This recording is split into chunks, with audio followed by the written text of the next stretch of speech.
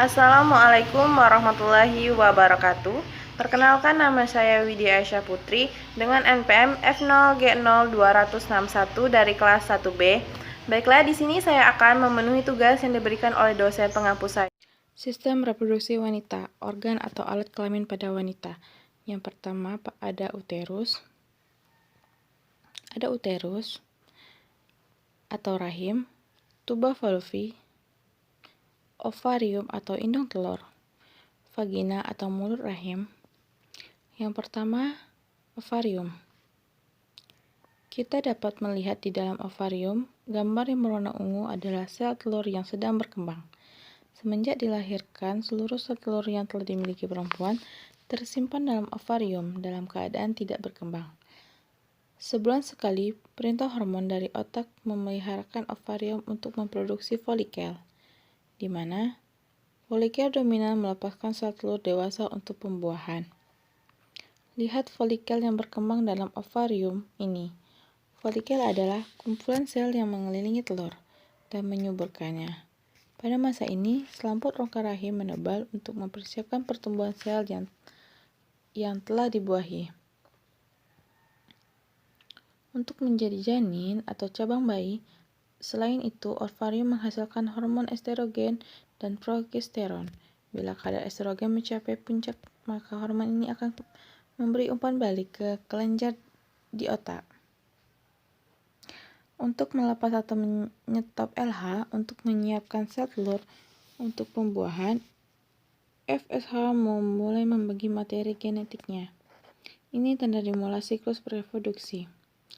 Folikel kemudian melepas hormon estrogen yang membuat lapisan uterus dapat menerima telur yang telah dibuahi.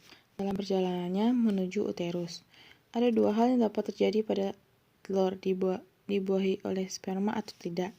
Jika terbuahi, biasanya terjadi di tuba fallopi. Dari situ telur menuju uterus dan tertanam dalam dinding lapisan uterus untuk menyuburkan dirinya. Jika telur tidak dibuahi dalam waktu 24 jam. Setelah keluar dari ovarium, ia berhenti berkembang dan hancur sebelum mencapai uterus. Sebagai gantinya, uterus mengeluarkan lapisan dalam bentuk menstruasi selama 4-5 hari. Siklus reproduksi. Siklus reproduksi bersekitar antara 21-40 hari. Hanya sekitar 10-15% wanita yang memiliki siklus 28 hari. Menghitung siklus reproduksi dapat dilakukan dengan membuat catatan pada kalender. Dengan demikian, masa subur dapat diketahui.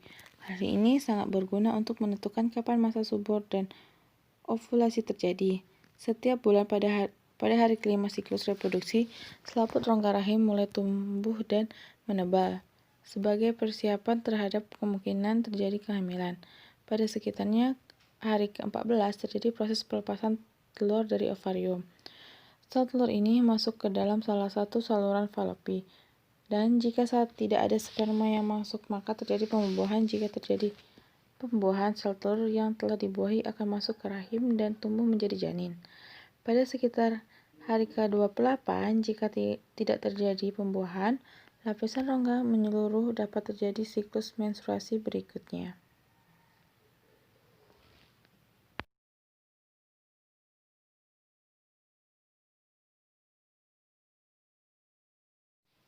Pembuahan. Jutaan sperma dilepas dalam satu kali ejakulasi saat puncak segama. Setelah dipancarkan ke dalam mulut rahim, sel sperma bergerak ke dalam rongga rahim dan salur telur untuk mencapai sel telur sel yang matang dan siap dibuahi. Dan dari jutaan sperma yang dipancarkan, hanya beberapa dapat bertahan hidup mencapai indung telur, dan hanya satu yang akan bertahan hidup mencapai indung telur. Sperma kemudian membetasasi dinding sel terus, kemudian mengkombinasi dan materi genetiknya dengan sel telur dalam proses yang disebut dengan pembuahan kehamilan.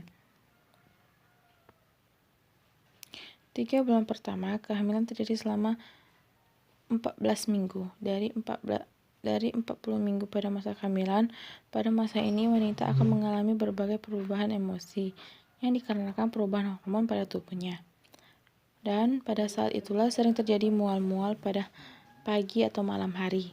Pada minggu pertama hamil, seluruh organ internal janin terbentuk. Janin mulai mengepal, bahkan sudah sedikit bergerak. Mengalami gejala sesak napas dan pertumbuhan janin di perut mulai terlihat. Muncul kerut dikarenakan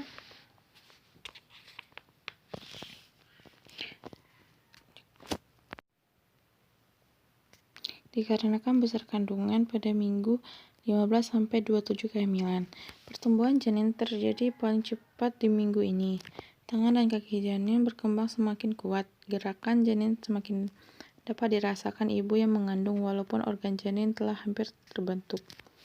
Paru-parunya masih harus berkembang. Janin bertambah besar dan berat pada 3 minggu terakhir. Minggu ke-8-40 bayi dan paru-parunya terus berkembang. Sulit bagi wanita untuk menentukan posisi yang nyaman baik saat tidur ataupun terbangun pada usia kehamilan ini. Pada akhirnya minggu ke-40 bayi terdorong ke bawah. Hal ini merupakan tanda-tanda persalinan akan dimulai. Kelahiran. Ketika pembukaan mencapai 10 cm, terjadi dorongan tanda persalinan akan dimulai. Bayi memulai perjalanannya melalui saluran rahim. Saat kepala bayi mulai berputar, ia dapat saja terluka ketika menuju ke saluran rahim yang sempit dan sempit pembukaannya. Tulang kepala bayi memiliki ruang yang bernama fontanel yang membuat kepala bayi memanjang dan cukup untuk keluar melalui saluran rahim. Kepala dan pundak bayi disanggah, sementara bagian tubuh lainnya keluar dengan mudah. Ketika keluar, kepala bayi secara otomatis kembali ke ukuran normal.